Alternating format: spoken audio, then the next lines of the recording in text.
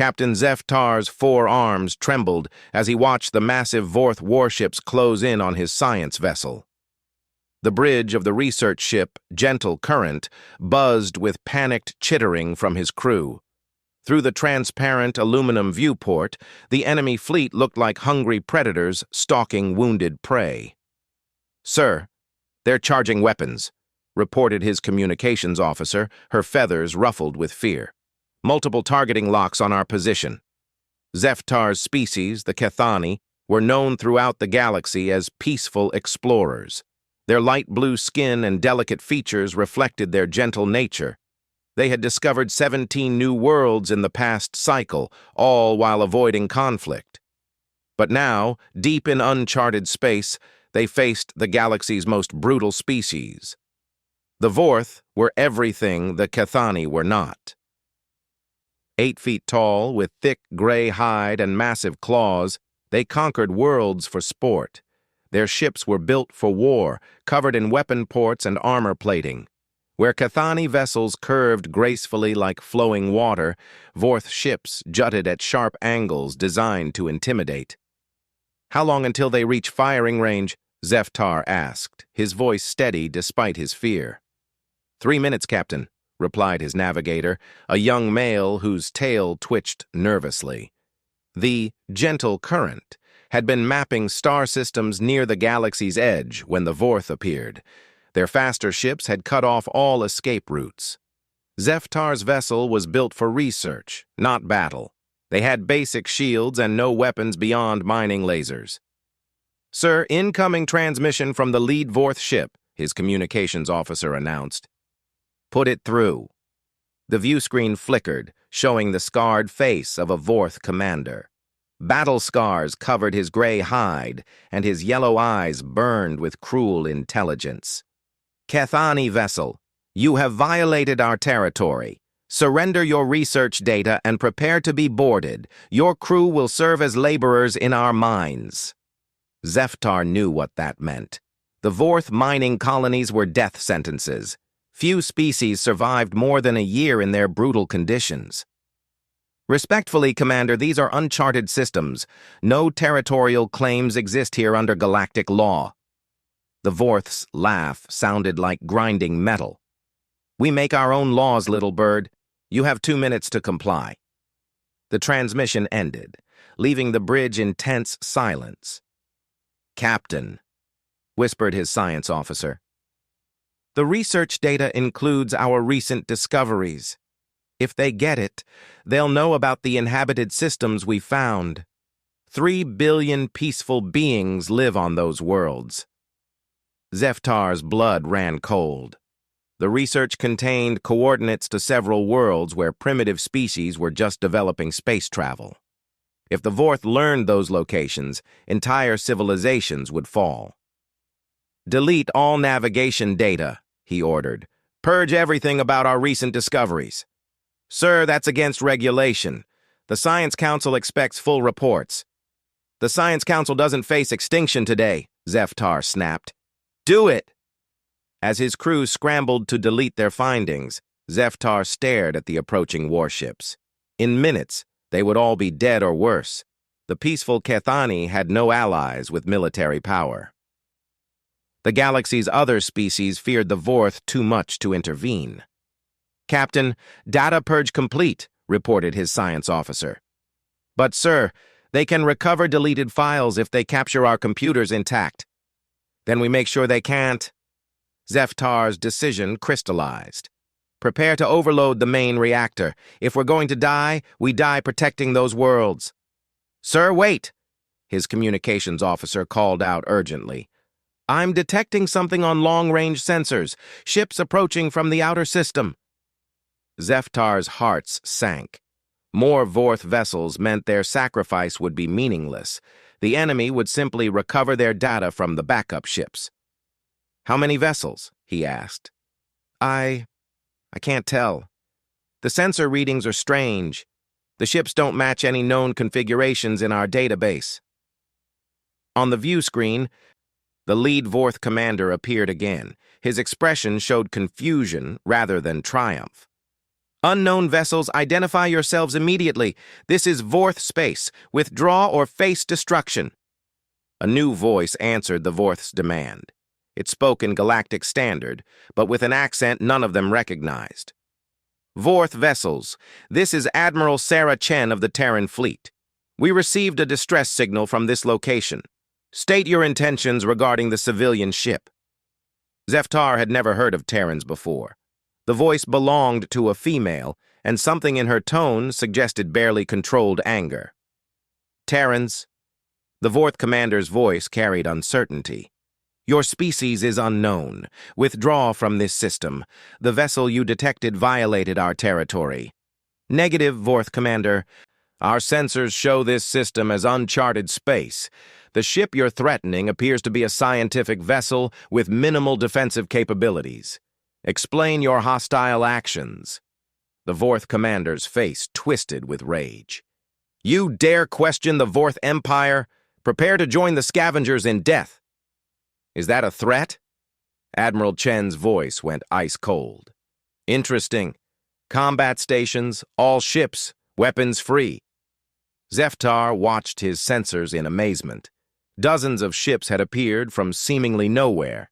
Their designs were unlike anything in galactic databases, angular but somehow organic, as if they had grown rather than been built. Sir, his navigator whispered, these Terran ships, they're massive. Some are larger than Vorth dreadnoughts. The Vorth commander clearly saw the same readings. His confident expression faltered. Unknown fleet, we claim salvage rights on this vessel. Withdraw, and there will be no conflict. Admiral Chen's response came without hesitation. The only thing you're getting today is a one-way ticket to hell. Last warning, withdraw from this system immediately. You think numbers intimidate the Vorth? We have conquered 100 worlds. Prepare to die. The lead Vorth warship fired first, sending plasma bolts toward the nearest Terran vessel. Zeftar expected to see the unknown ship's destruction. Instead, the plasma simply splashed harmlessly against energy shields that glowed like captured starlight. What happened next defied everything Zeftar knew about space combat. The Terran ships moved with impossible speed and coordination. Weapons that looked almost organic poured devastating fire into the Vorth formation. But these weren't the clean energy beams common in galactic warfare. These weapons seemed designed to tear things apart rather than simply destroy them. By the 7 moons, breathed his science officer. Look at their tactics. They're not just fighting the Vorth ships. They're hunting them. It was true. The Terran fleet split into groups that surrounded individual Vorth vessels like predators taking down prey. Their weapons didn't just disable enemy ships, they seemed to systematically dismantle them piece by piece. The battle lasted exactly 4 minutes and 17 seconds. When it ended, the Vorth fleet had been reduced to expanding clouds of debris. Not a single Terran ship showed damage. Kethani vessel, this is Admiral Chen. Please respond. Zeftar realized he had been holding his breath. This is Captain Zeftar of the research ship Gentle Current. We thank you for your assistance. Are you injured? Do you require medical assistance? We are unharmed, Admiral. But may I ask, who are you? The Terrans are unknown to our databases. There was a pause before the Admiral responded. We're new to this neighborhood. We received your distress signal and responded. It's what neighbors do. Our distress signal? We never sent a distress call. Your ship's computer sent an automated SOS when the Vorth ships targeted you. Standard safety protocol according to your own ship's logs. Zeftar looked at his communications officer, who nodded confirmation. It was true. Kethani ships automatically broadcast distress signals when targeted by hostile forces. Admiral, we are grateful beyond words. But those were Vorth warships. They have terrorized this region for generations. How did you defeat them so easily? Another pause. Captain, where we come from, We learned early that bullies only understand one language. Sometimes you have to speak louder than they do. If I may ask, where exactly do you come from? A little world called Earth, Captain. We're still learning our way around out here. Earth. The name meant nothing to Zeftar, but something about the way Admiral Chen said it suggested vast distances. Admiral, the Vorth will send more ships. This was only a small patrol. Their main battle fleets number in the thousands. Let them come, Captain. We've been looking for a good fight. There was something in the Admiral's voice that made Zeftar's feathers stand on end. It wasn't anger or hatred. It was anticipation. These Terrans weren't afraid of the Vorth. They were looking forward to fighting them. Captain Zeftar, we're sending over a medical team to check on your crew, and we'd like to discuss the situation in this region. It seems we have a pest control problem to address. As Zeftar watched the approaching Terran shuttle, he realized the galaxy had just changed forever. Somewhere beyond the known systems, a species existed that made the Vorth look like irritating insects. A species that had just announced its presence by casually swatting aside the galaxy's most feared warriors. The shuttle docked with a soft thud.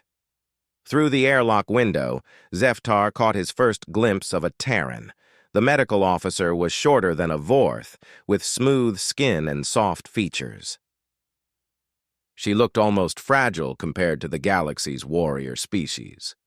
But when she smiled at his crew, Zeftar saw something that made his blood run cold. Behind those gentle eyes lurked the focused intelligence of an apex predator. These beings had evolved on a world where only the strongest survived, and they had not just survived, they had conquered their entire planet. As the medical team checked his crew for injuries, Zeftar realized he had just witnessed first contact with a species that would reshape galactic civilization. The Terrans called themselves humans, the medical officer explained, and they came from a world where constant warfare had forged them into perfect soldiers. 3 standard hours after the battle, Captain Zeftar found himself aboard the human flagship, a massive vessel called Indomitable. The ship's interior was unlike anything in his experience. Where most galactic vessels prioritized comfort and efficiency, human ships seemed designed for war. The corridors were wide enough for troops to move quickly. Emergency lighting cast red shadows that reminded him uncomfortably of blood. Even the air felt different, thicker, with an oxygen content that made his head spin slightly. Admiral Chen met him in what humans called the war room. She was smaller than Zeftar had expected, perhaps 5.5 feet tall, with dark hair pulled back in a practical style. Her brown eyes studied him with an intensity that made him nervous. Captain Zeftar, thank you for accepting our invitation. I hope our medical team found your crew in good health. They did, Admiral. Your medics were very thorough. Though I must ask, why do your medical officers carry weapons? Admiral Chen smiled, but it didn't reach her eyes. Where we come from, Captain, everyone carries weapons. Medical officers face the same dangers as combat troops. Sometimes more. She gestured to chairs around a central table, where a 3-dimensional star map flickered with tactical information. Zeftar noticed that even the furniture seemed designed for quick movement during emergencies. Now tell me about these Vorth. Our computers are analyzing the wreckage, but I'd like to hear from someone with first-hand experience. Zeftar settled into the offered chair, trying to organize his thoughts. The Vorth Empire has dominated this region for over 300 standard years. They conquer worlds for resources and labor, keeping conquered populations as slaves. Their military doctrine relies on overwhelming force and brutal intimidation. Population of their empire?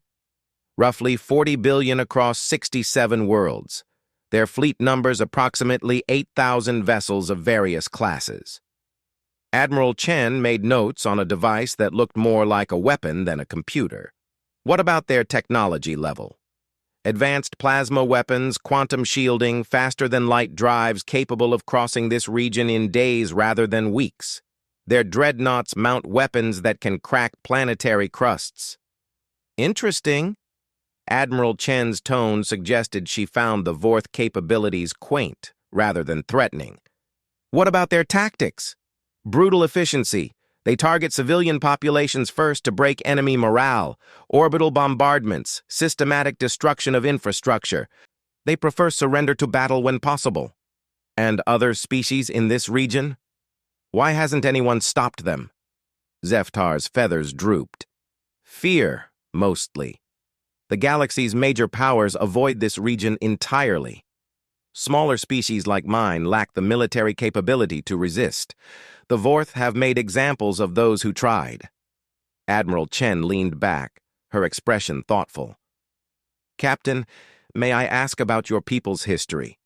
Have the Kethani ever fought wars? Not in living memory, Admiral. We evolved on a world with abundant resources and few natural predators. Cooperation served us better than conflict. We've been spacefaring for 800 years, but we've never needed a military. No wars at all? No conflicts over resources, territory, ideology? The concept seemed to genuinely puzzle her. Zeftar began to understand why these humans were so formidable. Admiral, may I ask about your people's history? Admiral Chen was quiet for a long moment. Captain, humans have been fighting wars for our entire recorded history. We've fought over food, water, land, religious beliefs, political systems, and sometimes, just because we didn't like our neighbors, we've developed weapons capable of destroying our entire planet multiple times over. That sounds terrifying. It should. But it also made us very, very good at war. She stood and moved to the star map. Show me Vorth territory. Zeftar approached the display and highlighted the relevant systems. Red markers appeared throughout nearly a quarter of the local spiral arm. 67 worlds, Admiral Chen mused. Captain, how many humans do you think we have in this fleet? Zeftar studied the display showing human ship positions. Based on vessel sizes, perhaps 50,000? Try again. The Indomitable alone carries a crew of 12,000. Our entire task force numbers roughly 400,000 personnel. The number staggered Zeftar. That was nearly twice the population of his homeworld. But, Admiral, such numbers seem excessive for exploration. Who said we were exploring? Admiral Chen's smile was predatory. Captain, humanity recently achieved faster-than-light travel. We've been scanning nearby regions for potential colonies and trading partners. What we found instead were reports of an aggressive empire enslaving peaceful species. A chill ran through Zeftar. Reports from whom? Refugee ships, mostly. Species that escaped Vorth expansion. They've been reaching the edge of human space for months, telling stories of conquest and brutality. The implications hit Zeftar like a physical blow. You came here deliberately. This wasn't a rescue mission. Oh, it was definitely a rescue mission, Captain. Just not the kind you think. Admiral Chen's voice hardened. Humanity has a policy regarding slavery and unprovoked aggression. We tend to take exception to both. Before Zeftar could respond, alerts began sounding throughout the ship. A communications officer's voice echoed from speakers. Admiral Chen to the bridge. Priority Alpha contact. Admiral Chen moved with fluid efficiency, and Zeftar hurried to follow. The bridge was a marvel of coordinated activity. Dozens of humans worked at stations that monitored everything from individual ship systems to fleet-wide communications. Report, Admiral Chen commanded.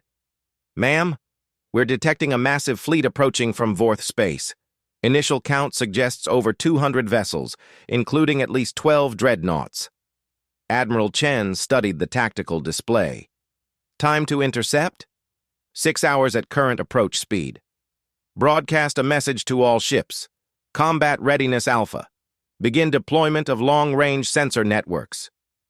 Zeftar watched in fascination as the human fleet transformed.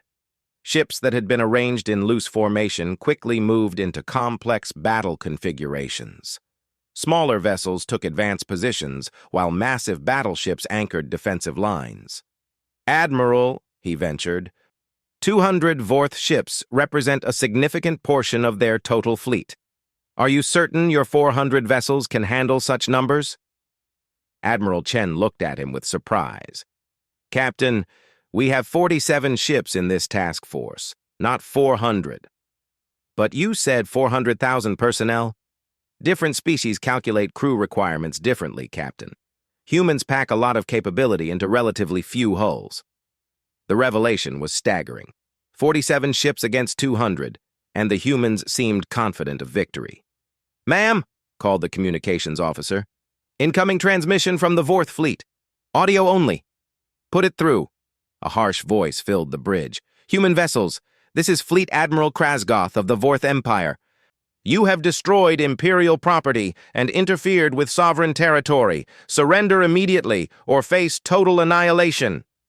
Admiral Chen activated her communication system. "Fleet Admiral Krasgoth, this is Admiral Chen of the Terran Fleet. Your forces attacked a civilian vessel in uncharted space. We are here to ensure such acts of piracy do not continue." "Piracy?"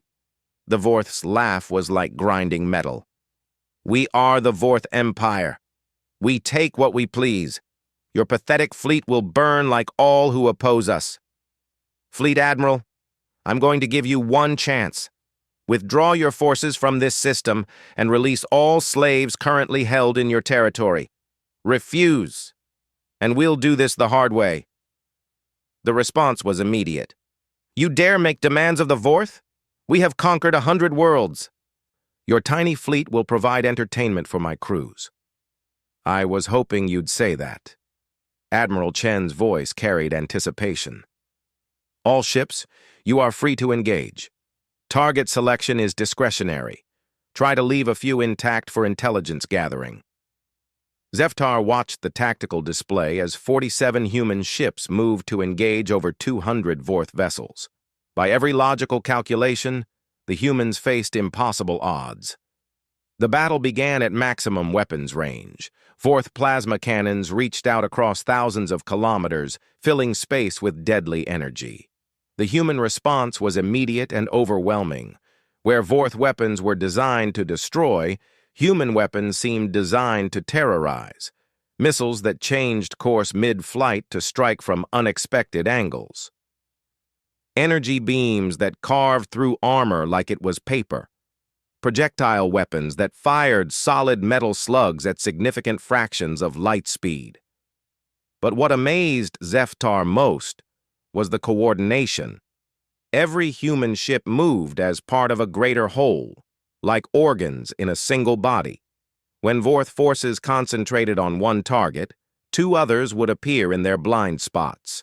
When the enemy tried to surround isolated human vessels, those ships would suddenly be reinforced by others that seemed to materialize from nowhere.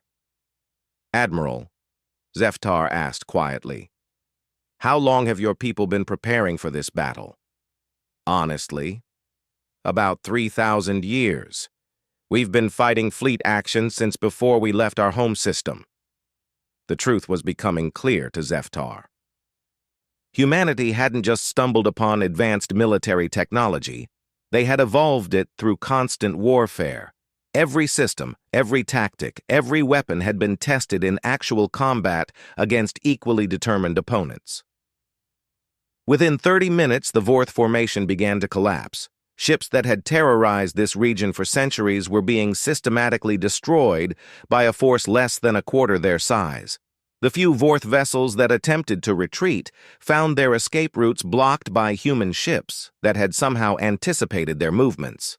"Sir," reported the tactical officer, "Vorth flagship is requesting terms of surrender." Admiral Chen's expression showed no mercy. Denied. They had their chance to withdraw. Zeftar watched the flagship's destruction with growing horror and fascination. These humans weren't just militarily superior. They were utterly ruthless in combat. They showed no quarter to an enemy that had given none to others. When the battle ended, space around the system was littered with Vorth wreckage. Not a single human ship had been lost, though several showed minor damage. "Ma'am," called the communications officer, "we're receiving multiple distress calls from throughout Vorth space. Word of the battle is spreading." Admiral Chen nodded grimly. "Open a channel on all Vorth military frequencies." The communication system crackled to life. "This is Admiral Sarah Chen of the Terran Fleet. Effective immediately, the Vorth Empire is under new management. All slave populations are to be released unharmed within 72 hours. Any resistance will be met with the complete destruction of the offending world." She paused, letting the weight of her words settle. "To make our position clear, we are transmitting tactical recordings of today's engagement. Study them carefully." This was us being gentle. Zeftar realized he was witnessing the end of one galactic order and the birth of another. The humans hadn't just defeated the Vorth, they had announced their presence to the entire galaxy. As he stood on the bridge of a human warship, surrounded by beings who treated impossible military victories as routine, Zeftar understood why refugee ships had fled to human space seeking help. They hadn't found explorers or diplomats. They had found exactly what the galaxy needed: apex predators who considered slavery and aggression personally offensive. The galaxy was about to learn what happened when you made that mistake. But what terrified Zeftar most was that they seemed to consider this normal. To them, facing impossible odds and emerging victorious wasn't heroic. It was simply Tuesday. The galaxy was about to learn what happened when Uaba 2 weeks after the battle, Captain Zeftar stood in what had once been the Vorth Empire's capital command center. The massive chamber buzzed with activity as human personnel coordinated the liberation of dozens of worlds. The speed of the transformation was breathtaking. Admiral Chen approached him carrying a data pad filled with reports. Her expression showed satisfaction mixed with exhaustion. "The latest numbers, Captain. 43 worlds fully secured, 18 billion former slaves relocated to temporary shelters, and complete dismantling of the Vorth military infrastructure." Zeftar studied the figures with amazement. "Admiral, how is this possible? My people would need years to coordinate such an operation across a single system." "Different approaches, Captain. When survival depends on rapid deployment and adaptation, you develop efficient methods." Through the command center's vast windows, Zeftar could see human transport ships ferrying liberated populations to safety. The logistics involved staggered his imagination. Food, medical care, temporary housing, and basic necessities for billions of beings across dozens of species. "Ma'am," called a human officer, "incoming priority transmission from the Galactic Council." Admiral Chen sighed. "I was wondering when they'd contact us. Put it through." The main display activated, showing 3 figures Zeftar recognized from galactic news feeds. The Council represented the galaxy's major civilizations, species that had maintained peace through careful diplomacy and mutual non-aggression pacts. The center figure, Chancellor Morvain of the Altarian Federation, spoke first. Her crystalline features showed obvious nervousness. "Admiral Chen, I am Chancellor Morvain, speaking for the Galactic Council. We must discuss your recent actions in the former Vorth territories." Admiral Chen's expression remained neutral. "Chancellor, how can we assist you?" "Admiral, your fleet's intervention has created complications. The balance of power in this region has been fundamentally altered." "I assume you're referring to the liberation of enslaved populations?" "We're referring to the complete destruction of a sovereign government without council authorization. The Vorth Empire, despite its methods, was a recognized political entity." Zeftar saw Admiral Chen's jaw tighten almost imperceptibly. When she spoke, her voice carried a dangerous edge. "Chancellor, let me make certain I understand your position. You're concerned that we interfered with a slave-owning empire that was systematically conquering and oppressing peaceful species? Admiral, the galaxy maintains stability through established diplomatic channels. Unilateral military action, however well-intentioned, threatens that stability. I see. Admiral Chen's tone went ice-cold. Captain Zeftar, would you please explain to the Chancellor what the Vorth were doing when we arrived? Zeftar stepped forward, his feathers ruffling with remembered fear. They were preparing to capture my research vessel and enslave my crew. The Vorth had also threatened to discover the locations of 3 populated worlds containing 3 billion peaceful inhabitants. Chancellor Morvain's image flickered slightly. The situation you describe is regrettable, but proper channels exist for addressing such concerns. What channels? Admiral Chen's voice rose. Captain Zeftar, has the Galactic Council ever intervened to stop Vorth expansion? No, Admiral. The Council has avoided this region for over 2 centuries. Admiral Chen turned back to the display. Chancellor, let me explain humanity's position on slavery and unprovoked aggression. We consider both to be acts of war against civilization itself.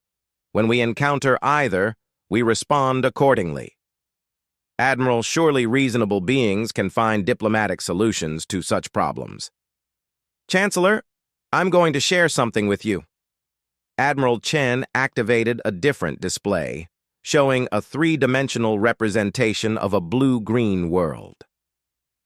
This is Earth, humanity's home world. Would you like to know why we're so effective at warfare? The planet rotated slowly, showing continents and oceans under swirling white clouds. It looked peaceful and beautiful. Earth is what we call a death world, Chancellor. Everything on our planet evolved to survive in conditions that would kill most galactic species within hours. The display zoomed in, showing various Earth creatures. Zeftar gasped as he recognized the images from human databases, massive predators with inch-long teeth, venomous creatures smaller than his hand, weather patterns that could level cities. The gravity is 1.5 times standard. The atmosphere contains corrosive oxygen at concentrations that are toxic to most species. The weather includes electrical storms, rotating wind systems capable of destroying cities, and seasonal temperature variations that span over 100 degrees. Chancellor Morvain's crystalline features showed growing alarm. But that's not the worst part, Chancellor. The worst part is the other humans. Admiral Chen's expression hardened as she continued. For our entire recorded history, we've been at war. Not just with our environment, but with each other. We developed nuclear weapons capable of destroying our entire planet, then spent 50 years pointing them at ourselves. We've survived ice ages, plague outbreaks, asteroid impacts, and volcanic eruptions that blocked out our sun for years. The display showed images of human conflicts throughout history. Battles involving millions of soldiers, cities reduced to rubble, weapons that could vaporize targets from orbit. Every human military officer has studied thousands of historical conflicts. We've analyzed every possible tactical scenario, from single combat to fleet actions involving millions of ships. We've been preparing for war since we first picked up rocks and started throwing them at each other. Zeftar realized the Chancellor was beginning to understand what humanity represented. Now, Admiral Chen continued, you're asking us to ignore slavery and unprovoked aggression because it might upset diplomatic stability. Chancellor, with all due respect, that's not going to happen. Admiral, surely the Council can work with humanity to find mutually acceptable solutions. The solution is simple, Chancellor. Stop tolerating slavery and unprovoked aggression. When you encounter either, call us. We'll be happy to help. Chancellor Morvain's image showed obvious panic. Admiral, the implications of what you're suggesting would fundamentally alter galactic civilization. Yes, Admiral Chen agreed cheerfully. It would make it better. Another council member, a tall figure with blue skin, leaned forward. Admiral Chen, humanity must understand that the galaxy operates on principles of non-interference and diplomatic solutions. Counselor, I appreciate your position, but humanity operates on different principles. We believe that slavery is wrong regardless of local customs. We believe that unprovoked aggression deserves swift and overwhelming response. We believe that the strong have a responsibility to protect the weak. Such principles lead inevitably to conflict, the blue-skinned counselor argued. Such principles lead inevitably to justice, Admiral Chen countered. Counselor, may I ask how many species the Galactic Council has successfully defended from Vorth aggression? The question hung in the air without answer. The Vorth Empire enslaved over 20 species across 67 worlds. For 300 years, the galaxy's established powers watched it happen and did nothing. In 2 weeks, humanity ended that suffering. Zeftar watched Chancellor Morvain exchange glances with her fellow counselors. He could see them beginning to grasp the fundamental shift that had occurred. Admiral, Chancellor Morvain said carefully, what are humanity's intentions regarding the former Vorth territories? Simple, Chancellor. We're going to help the liberated populations establish their own governments. We're going to provide security until they can defend themselves, and we're going to make it very clear that anyone who tries to re-enslave them will deal with us. And after that? Admiral Chen smiled, and Zeftar felt his feathers stand on end. He was beginning to recognize that expression. After that, Chancellor, we're going to look for other places where our help might be needed. The implications were staggering. Humanity hadn't just ended one empire, they had announced their intention to reshape galactic civilization according to their own moral standards. Admiral, Chancellor Morvain said desperately, surely humanity doesn't intend to impose its will on the entire galaxy. Not impose, Chancellor. Enforce. There's a difference. Admiral Chen gestured to the bustling command center around them. Look around you. Do you see human soldiers standing guard over liberated populations? Do you see us demanding tribute or establishing colonial governments? Zeftar realized she was right. Human personnel were working alongside liberated species, providing aid and expertise while respecting local customs and preferences. What you see, Chancellor, is humanity doing what we've always done. We identify threats to innocent people. We eliminate those threats, and we help pick up the pieces. But at what cost? The blue-skinned counselor asked. Military solutions inevitably lead to greater conflicts. Admiral Chen's expression grew thoughtful. Counselor, let me tell you about the last major war on Earth. We call it World War II. It involved most of our planet and cost over 60 million lives. The numbers clearly shocked the council members. But when it ended, Counselor, something remarkable happened. The aggressors were defeated, their victims were liberated, and we built international systems designed to prevent such conflicts from recurring. It worked. We've never had another global war. She paused, letting them absorb the information.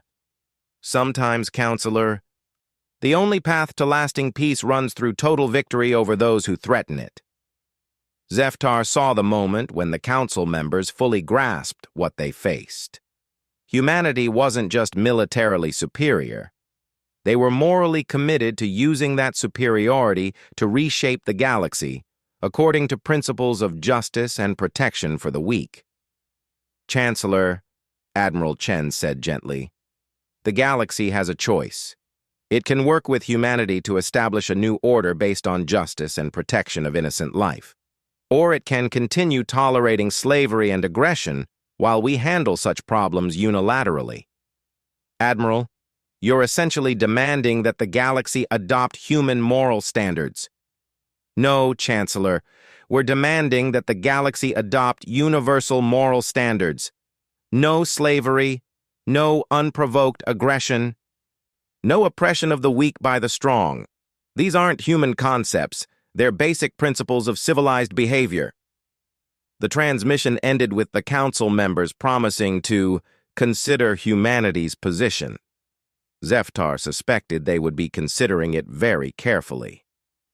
"Admiral," he said quietly, "you've just told the galaxy's major powers that humanity intends to remake galactic civilization." "Yes, Captain, we have." Admiral Chen looked entirely unrepentant. "The question is whether they help us do it voluntarily or whether we have to do it ourselves."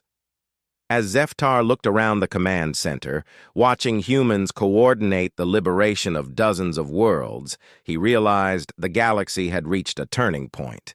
The old order of careful diplomacy and non-interference was ending. In its place would rise something unprecedented, a galactic civilization where the strong protected the weak, where slavery was extinct, and where unprovoked aggression met swift and overwhelming response. The galaxy had sent an SOS, not realizing what it was calling.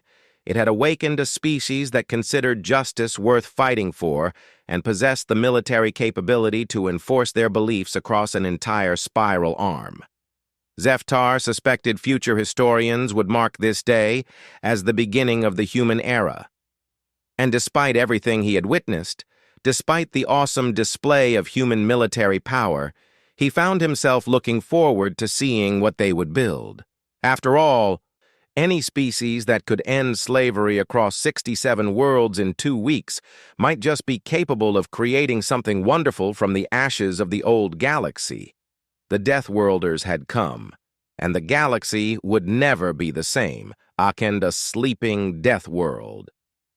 And Zeftar had just watched the opening shot of a war that would end either with human victory or the extinction of every species that opposed them. He was beginning to suspect which outcome was more likely.